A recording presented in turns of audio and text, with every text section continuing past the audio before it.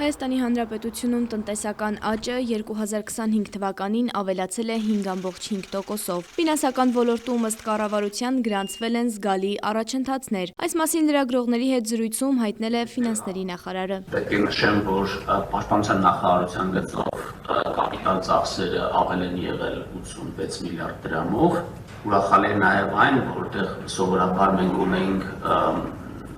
խնդիրներ մեր տեղական առանց Պաշտպանության նախարարության կապիտալ ծախսերի տնտեսական բլոկում կապիտալ ծախսերի իրականացման գծով ուրախալի է, որ այստեղ ունենք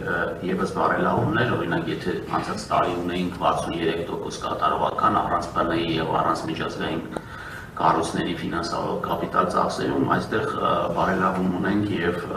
81,7%-ով ավել ենք ծախսել կամ 70 միլիարդ դրամով ավելին ենք ծախսել։ Վահե Հովհաննիսյանի խոսքով 2026 թվականին սպասվում են խոշոր ներդրումներ, մեկնարկելու են շինարարական ակտիվ աշխատանքներ։ Բազմաթիվ խոշոր ծրագրեր կան, խոշոր ենթակառուցվածքային ծրագրեր, որոնք կամ շարունակվելու են կամ մեկնարկելու են, օրինակ Հյուսիս-հարավի, հարավի բտորն ենք աշխատանքներ ենք իրականացնում, օրինակ Քաջարան-Ագարակ հատվածում է ակտիվ շինարարություն եղել 2025 թվականին եւ դա կշարունակվի 26 թվականին։ Մեկնարկելու ենք աշխատանքները արդեն Սիսիան-Քաջարան հատվածում, այնտեղ հողի օտարումների հետ կապված աշխատանքներն են մեկնարկելու եւ հույս ունեմ նաեւ որոշակի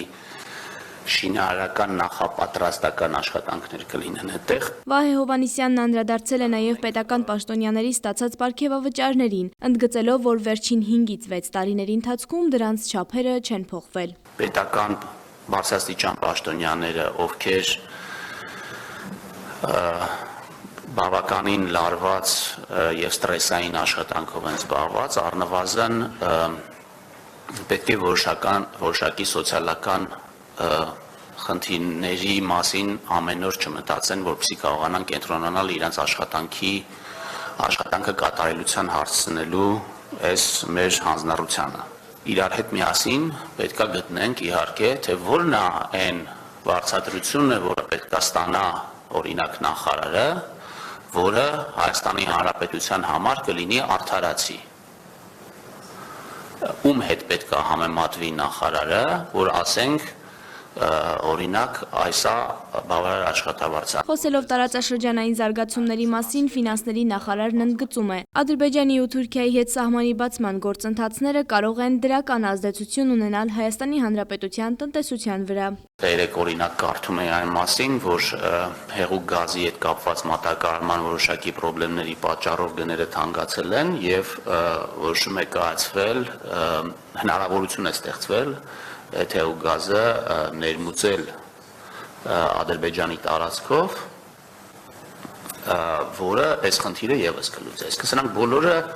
ազդեցություններ են, որոնք ամեն մեկը իր չափով ունենում է Հայաստանի տնտեսության վրա։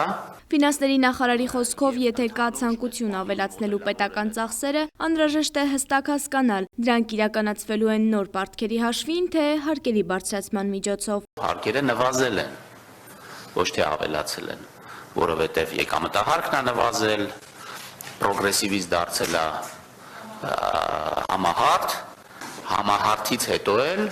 ամեն տարի 1%-ային կետով մարդիկ ավելի քիչ եկամտահարկ են վճարել, որտեղ 23% էր, հետո 22% էր, հետո 21% էր, հիմա 20%-ը։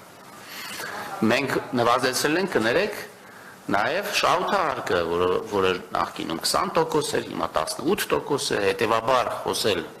այսինքն մենք սովորաբար սիրում ենք խոսել հարկերի բարձրացումից, իրականում հարկերի բարձրացում տեղի չի ունեցել։ Անդրադառնալով պետական պարտքի աճին, Վահե Հովհաննիսյանն այն համարում է բնականոն գործընթաց։ Պարտքը աճում է եւ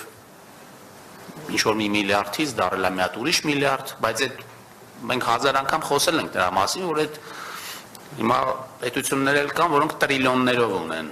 Հիմա ինչի ենք այդ միլիարդից խոսում, դրա համար պետք է խոսենք դրա համամասնությունից, այսինքն մեր հնարավորությունները պարտքը սպասարկելու ավելի մեծացել են, կամ այլ կերպ ասած, կարելի ասել այն ծախսերը, որը մենք արել ենք պարտքի հաշվին, տվել են այն արդյունքները, որով հնարավոր է եղել մեր հնարավորությունները, մեր եկամուտները մեծացնել այնպես, որ մենք շարունակում ենք խնդիր չունենալ այդ ձեր ասած աճի պայմաններում, խնդիր չունենալ այդ մեծացած պարտքը սպասարկելու ուղղությամբ։ Ըստ ֆինանսների նախարարի Հայաստանի տնտեսական ակտիվության ցուցանիշները վկայում են կայուն զարգացման մասին։ Առաջիկա տարում նախատեսվող խոշոր ծրագրերն ու ներդրումները նպատակ ունեն երկարաժամկետ արդյունք ապահովել տնտեսության համար։ Շողեր Ղլիջյան, Արմալուր։